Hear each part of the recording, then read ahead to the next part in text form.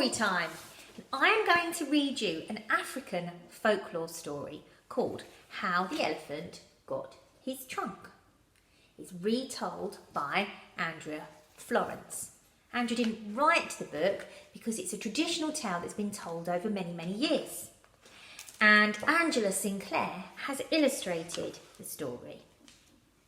Long, long ago in Africa, the elephants that roamed the veld looked much like they do today. The veld is open grassland. They were the biggest of all the animals with huge bellies and heavy legs. The elephants had enormous ears and 2 white tusks, but there was something quite different about the elephants all those many years ago. They did not have a long trunk. Instead, all the elephants had short and rather funny little noses. Feeding was a difficult task for such a cumbersome creature. They would have to bend down on their knees and eat the grass. Drinking was also not very easy. The elephants would have to wade into the water and kneel down to quench their thirst. Cumbersome. If you're cumbersome, you're big and hard to move around. So here we've got the elephants trying to eat and drink.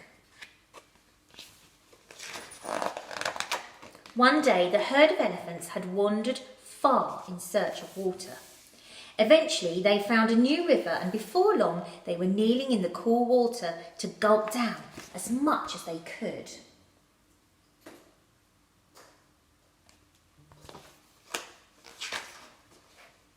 What the elephants did not know was that the river was home to an old crocodile.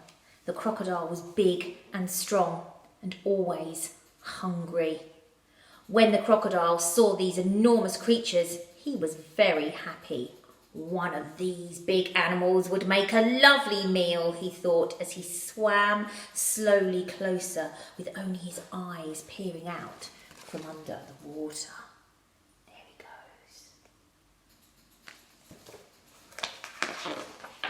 The elephants did not notice the greedy crocodile approaching. Too busy were they slurping up the water on their bent knees. As the crocodile got closer, he slowly opened his long jaws wider and wider until, snap! He clamped his mouth over a young elephant's nose.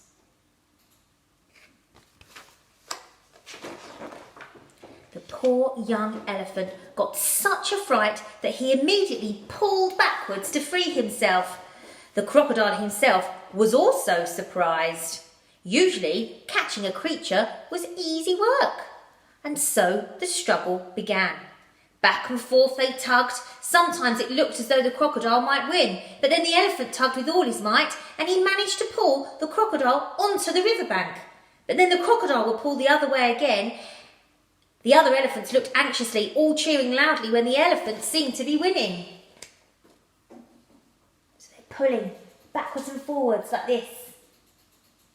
Can you see what's happening? Soon a crowd of other animals gathered at the water. Monkeys, zebras, buck, warthogs, flamingos, and many more, all cheering the elephant on because at one time or another they had all lost a friend to the jaws of the nasty crocodile.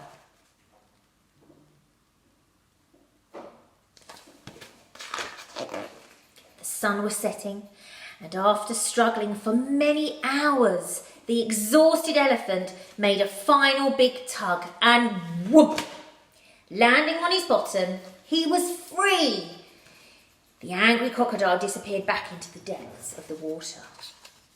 Oh, look. Can you see what has happened?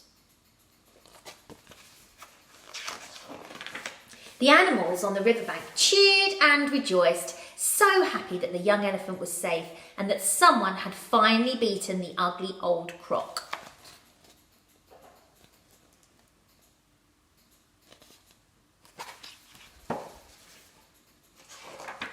Eventually, when all the other animals had left, the tired young elephant noticed that the older elephants were whispering to each other worriedly.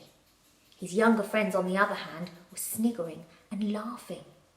His sore and throbbing nose was all they were talking about. Something's throbbing. You know, if you hurt yourself or you hurt your finger and it sort of does this in pain. His sore nose was throbbing.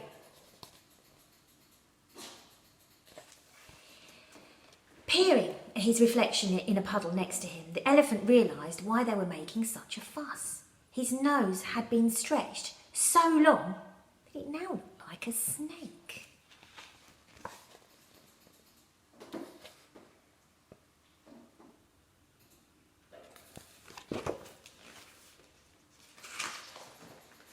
While the young elephant was rather upset with this strange new nose, he did realise, however, that he was lucky to be alive, and so he decided there and then to make the best of his long and winding snout. Isn't that great? He's kind of turning it into a positive, and that's exactly what he did. Soon it was the other elephants that were feeling sorry for themselves. With Elephant's new trunk, he was able to reach the highest branches for juicy leaves, and no longer did he kneel to drink. He could simply slurp up the water with his fantastic new nose.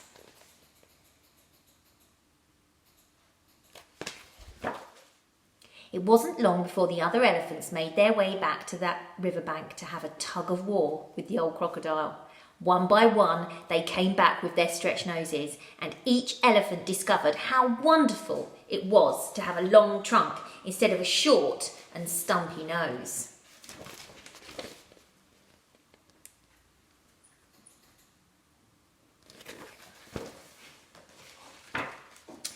From that time onward, all elephants were born with a long, winding and very useful trunk. Crocodiles still try to catch elephants every now and then, but luckily it's usually the elephants that win.